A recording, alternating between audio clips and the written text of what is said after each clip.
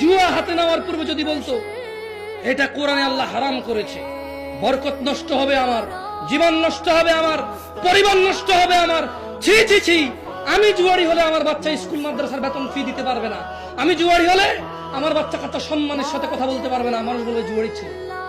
ও যদি এমনটা ভাবতো আর আল্লাহকে ভয় করতো যে ছি ছি, সন্তান জন্ম দিছে, ওর উপর এত বড় জুলুম করা ঠিক না।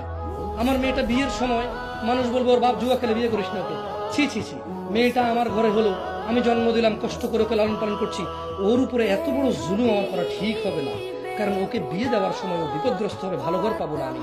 এই মেয়েটা আমার ঘরে জন্ম নিয়ে তো কোনো ভুল করেনি, আমি ওকে এত বড় জুলুম করবো না, কারণ আল্লাহ জুলুম পছন্দ করে না। ওয়ালা ইয়াযলিমু রাব্বুকা আহাদা, তোমার প্রতিপালক কার উপর জুলুম করবে না। জনপদের লোকেরা কি করলে আর কি করলে?